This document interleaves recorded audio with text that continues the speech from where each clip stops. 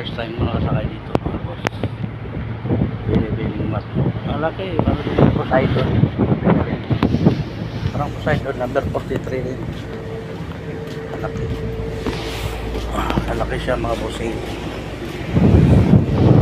Ayan, nakakita mo yung rider nila. Malaki rin siya. Parang Poseidon din siya. Malaki. Ayan lang. Makalis na bukas po sa Katilan. Medyo matindi na yung pangkarga ko. Pinakyaw ko na. Ilan lang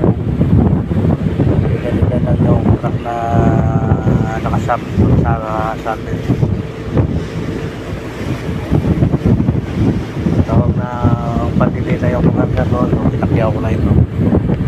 So, may nakisabit na ilan ng mga truck. Kaya binayagan ko na rin. Yan mga puso. Sila din na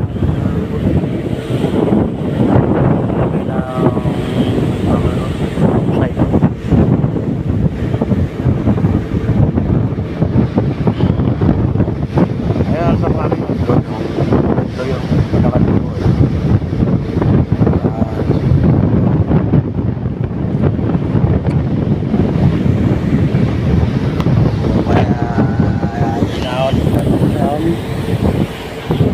Kaya yung sibay na hangin, saka hindi taman lang yung dagat. Kaya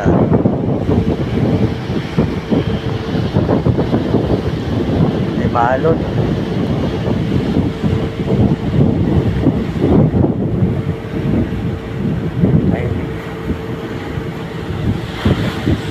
Kaya ang problema nito kasi nakakapagtaka naman,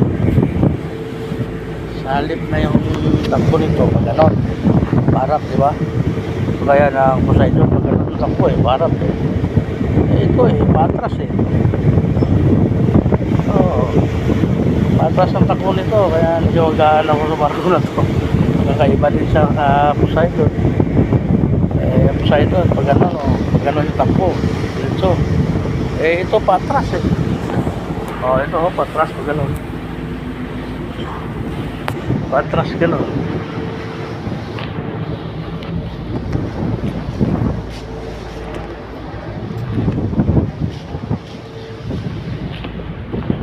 Ayan, patras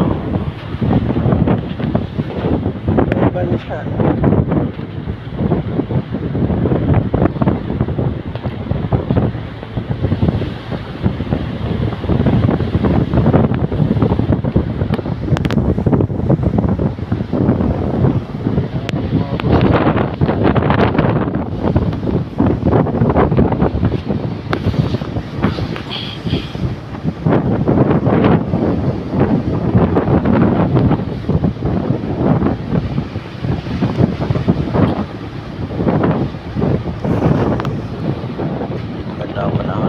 Masyadong mahal.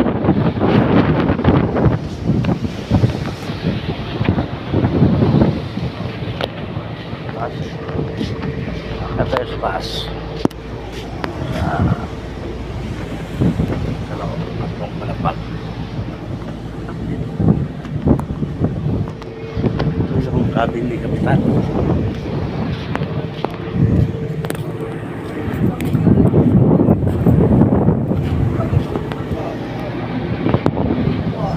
Ayan mga guys, pangalawang palapag tayo.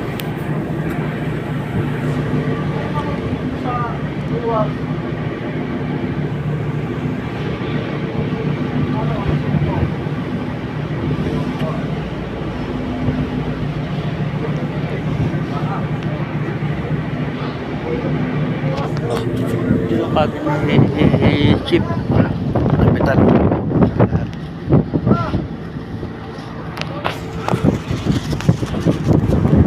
Halimbawa may fire hole, sitan di baba. Ganda ng ano nila halimbawa may mga sakuna ang mangyayari, ayan ilalaglag lang nila yan sa tubig. Tapos